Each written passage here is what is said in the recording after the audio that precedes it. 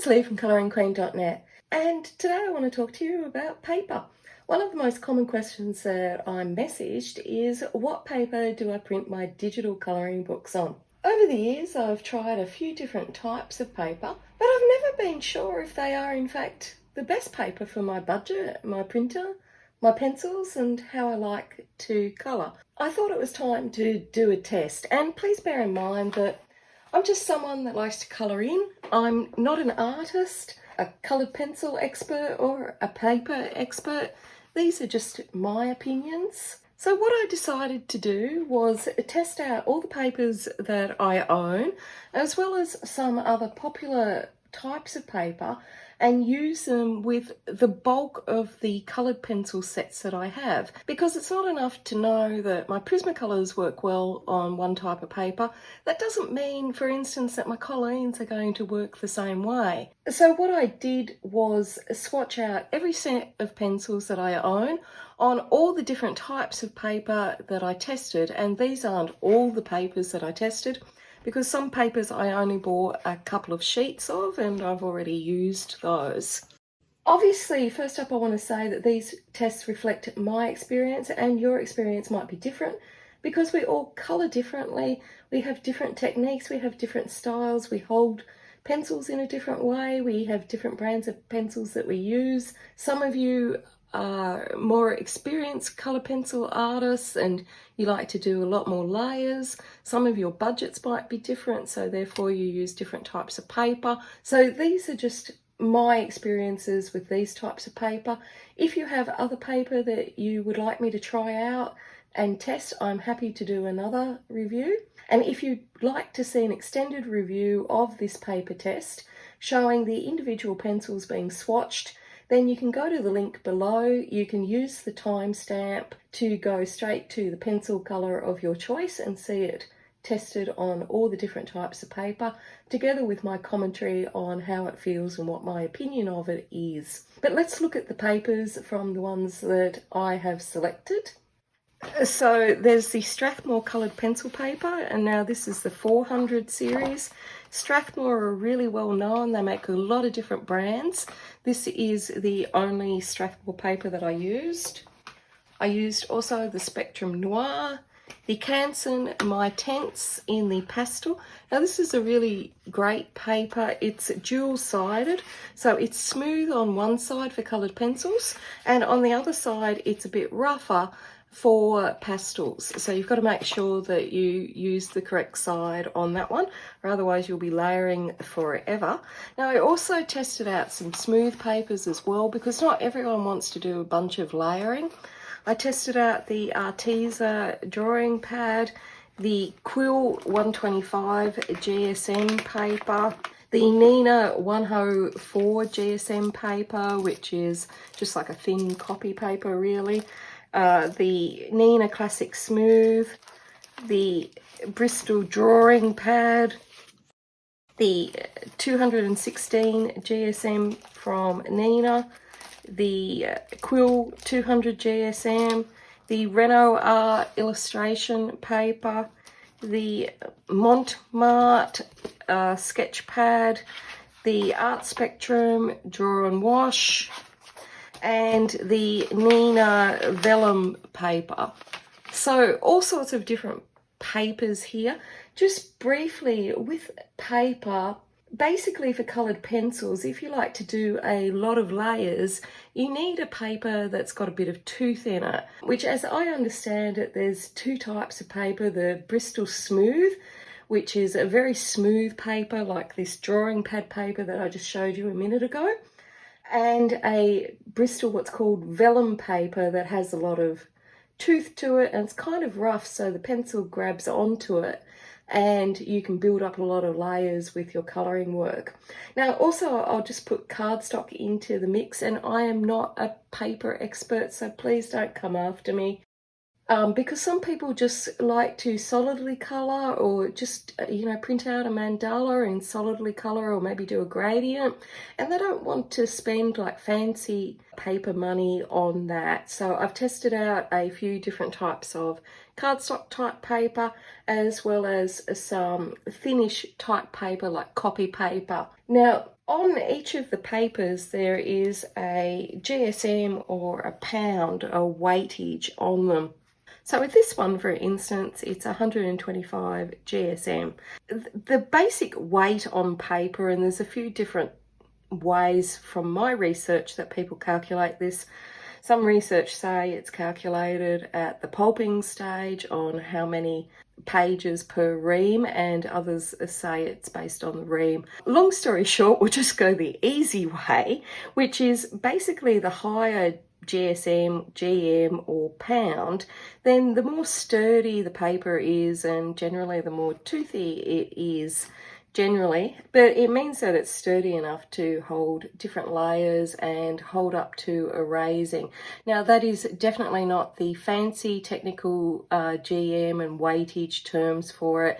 If you look around online, there's quite a few different resources available to see what these things mean. Now that's not always the case, because that Bristol Drawing Board I showed you a minute ago is really quite smooth, even though it's a high GSM.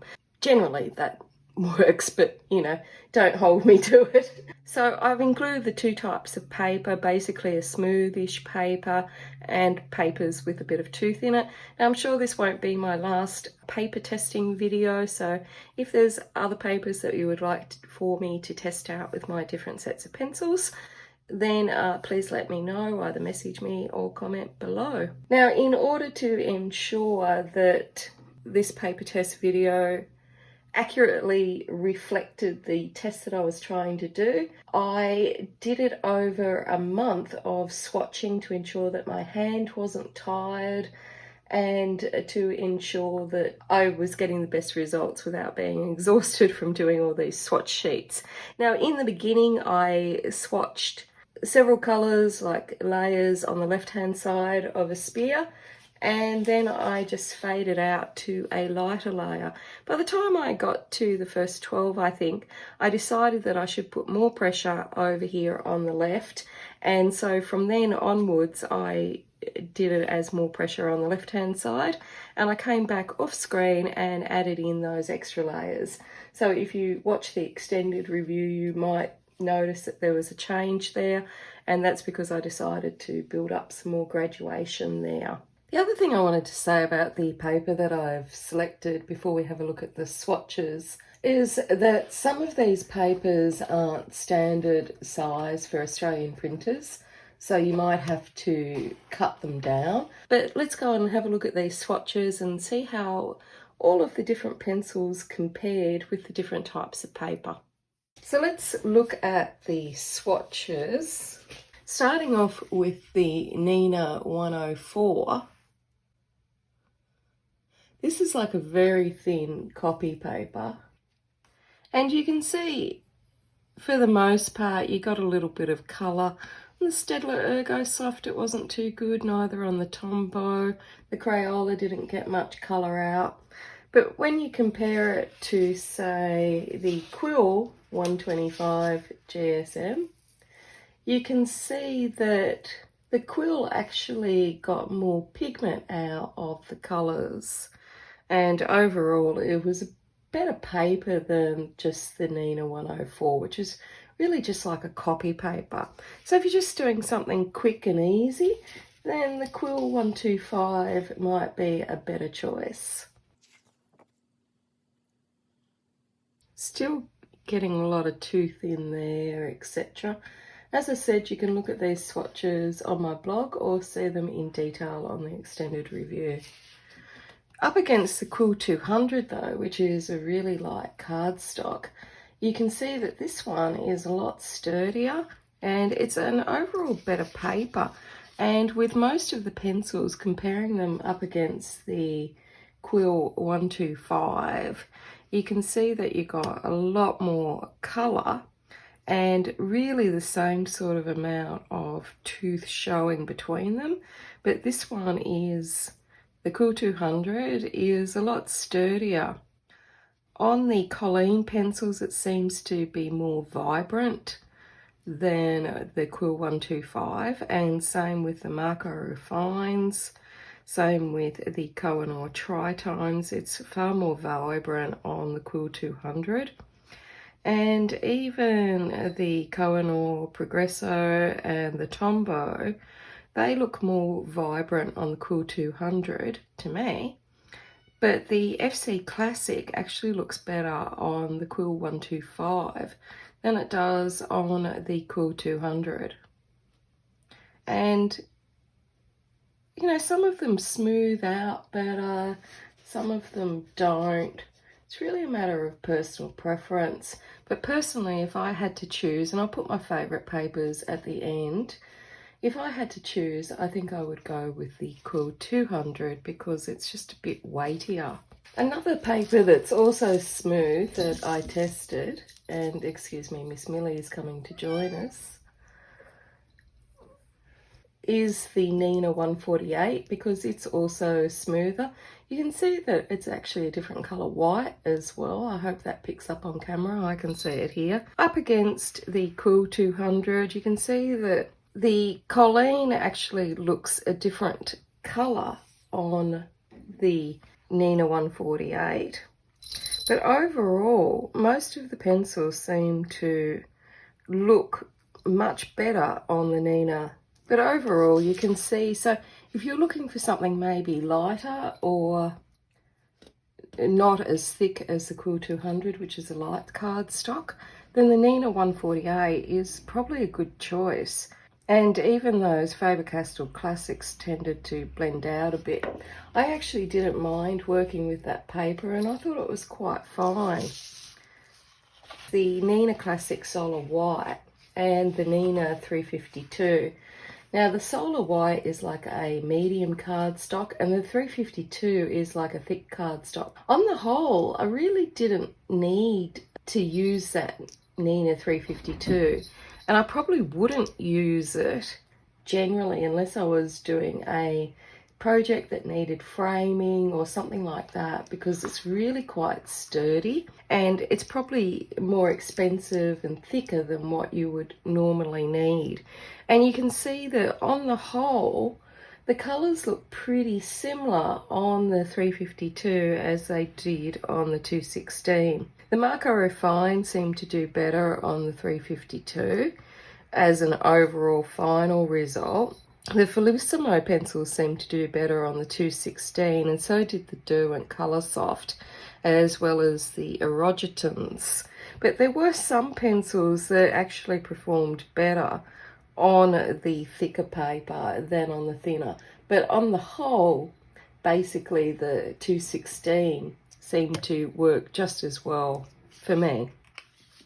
So I'm comparing like versus like, or cost versus cost. So the next one I've got are two brands that we get in Australia. I don't know if other countries get these, but these are available from discount stores in Australia. So the Renoir illustration book, which is a brand of art products in Australia, and Montmartre, which is also a brand of products that are distributed in Australia. Montmartre is available at more discount stores in my experience than Renoir, but you can buy Renoir through their online store that's based in Sydney. So both of these paper pads were probably the cheapest paper that I bought. Both of them range from $4 to $5 for a pad of paper. So the Montmartre, it's not a bad paper, but consistently with all of the pencils, they felt smoother going on the Renoir illustration paper. And there was only really one pencil that I didn't like the experience of using the Renoir, and the Montmartre was actually better. On the whole, the Renoir won the day every time for me on doing this experiment. And you can see the colours up there. You can see how like the Muji pencil is a lot softer, but it's actually more vibrant on the Montmartre. And the Staedtler Ergo Soft blended out a lot softer on the Renoir, but actually it's a lot more vibrant on the Montmartre. So I guess it depends on what you're looking for, whether it's vibrancy or being able to flatten down the tooth. But for me, I much preferred working with the Renoir up against the Montmartre. And you can see all of these swatches on my blog if you want to look at them in detail. I'll scan them and you can look at them. Two papers that I found had a really fine tooth on them compared to other papers. And I don't know if that's a term or not, but they felt a lot smoother and finer going on. Was the Art Spectrum Draw and Wash, which is 125 GSM, up against the Spectrum Noir pencil pad, which is 160 GSM. Now, I expected actually the Spectrum Noir to perform better, but on the whole, I thought the Art Spectrum was actually a better product. It seemed to take the pencils and produce more pigment and colour saturation than the Spectrum Noir on most of the pencils. So if you look at them, you can see that there's a lot more colour out on the Art Spectrum than there is on the Spectrum Noir. And it also smooths down and blends smoother, even on very rough little swatches.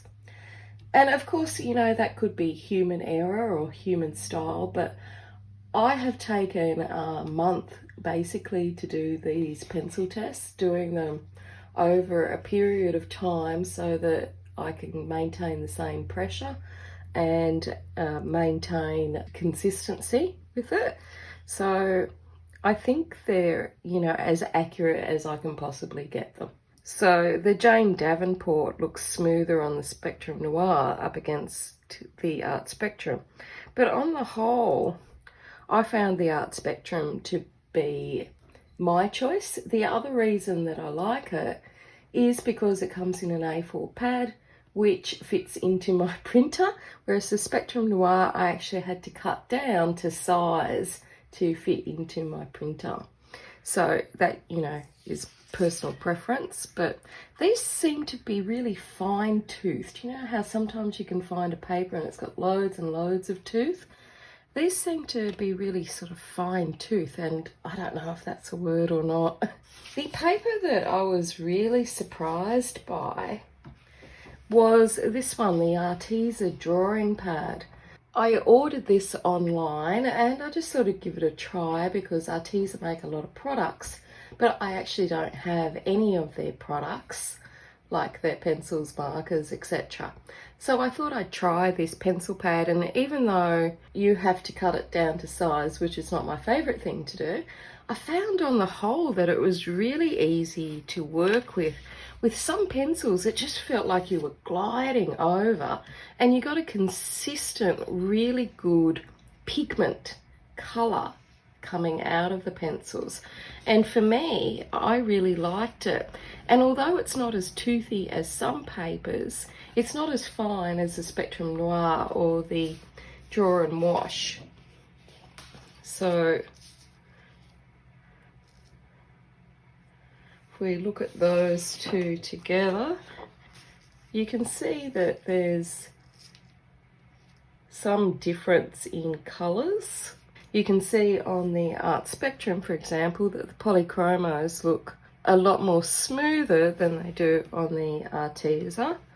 And on the Prismacolor, it looks a lot more vibrant than it did, say, on the Spectrum Noir.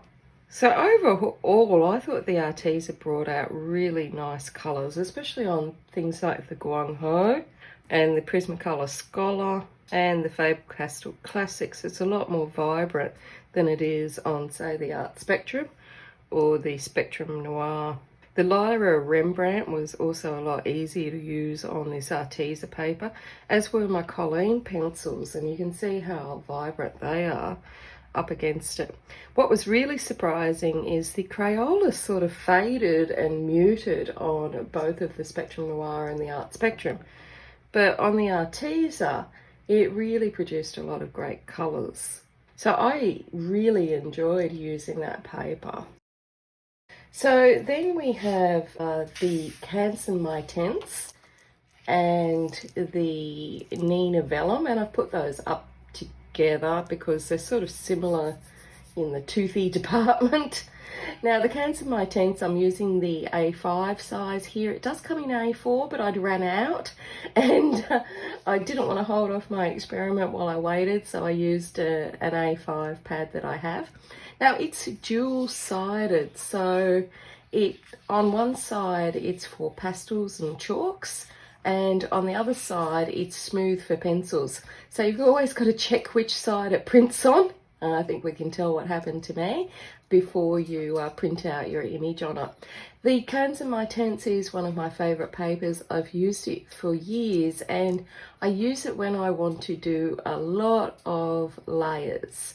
And I find it a reasonable price, but it is more expensive than, you know, cheap coffee paper, obviously. So I save it for special, basically. So with the Canson Mi Teintes, it's really designed for doing a lot of layers, and you build up. So even with 3 or 4 layers on here, you still have quite a lot of tooth that you might need to blend out with white, or blend out with a blender pencil, a solvent, etc., you know, to bring up all of that colour. But as you can see, the colour is super vibrant. So the Lyra Rembrandt on the Neenah Vellum is so much more vibrant on the Canson than it is on the Neenah Vellum, as is the Colleen, as is the Holbein pencils, far more vibrant on the Canson than they are on the Neenah. And I hope you can see that on the video. We all sort of see colour differently. The Staedtler Ergo Soft is far more vibrant on the Canson than it is on the Neenah Vellum, although the Black Widows is quite vibrant on the Neenah Vellum. I found the Neenah Vellum on the whole a little bit too toothy. It looked like it needed a lot more layers to smooth it out, but on the whole it's a nice enough paper, and certainly cheaper than the Canson. But you do have to, you know, obviously put in some more work with it. Now the Bristol Drawing Board, I have to say, this is my least favourite paper in the world. I really do not like this paper at all. It is far too smooth for me, and you don't seem to get any vibrancy of colours. It didn't blend well out for me. Most of the colours on here look extremely muted, and yes, I just really can't say many nice things about the Bristol Drawing Board, and that's definitely a reflection of me, because I know that artists use it and it's you know, well loved and all the rest of it. But for me, printing out my little colouring pages and colouring them in, it's obviously not something that I need. And you can see it up against the Canson, how much more vibrant the colours are on the Canson as they are on the Bristol. So if that's important to you, you know, then you choose something where the colours are really going to stand out. Now maybe it's the way I'm using the paper, and maybe there's a special technique or a special style, but for me, colouring and printing out my colouring pages, I wasn't a fan of this paper at all. Now the paper that overall was my absolute favourite for pretty well every pencil that I tried it on was the Strathmore coloured pencil paper. Everything goes on it like a dream. It's just so easy to use.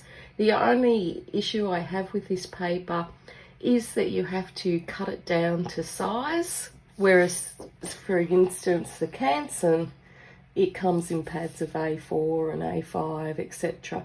But everything just went on it so smoothly. But even here you can see, for instance, with the Crayola, it really smooths out very well on the Strathmore. But if you want the vibrancy of colour, the Canson really has more vibrancy. And same with the Staedtler Ergo Soft, the Canson is far more vibrant than the Strathmore. But I have to tell you, using the Strathmore paper is just beautiful. It's so easy to use and blend on, and it's just a lovely feeling for your coloured pencils. So because I have to cut it down to size, etc., I'd probably save that one for things that are super special to me that I've sort of know what I'm doing on rather than just use it for every day, because it is quite expensive in Australian dollars. At the end here, I'm just going to give you my favourite picks of papers, different papers that I would use for different purposes. I'm going to put these swatches up on my blog so that you can check them out in detail. But if you do want to see the best paper for your favourite pencil, then please check out the extended review and go to the pencil of your choice and you will see it there. But overall, my favourites are listed below. Divided them into two sections, one for if you like to do a lot of layering, so toothy papers, and one if you just like printing out smooth. Now, if you have any suggestions for paper that I haven't tried, please leave your suggestions below the video. And until next time, happy colouring.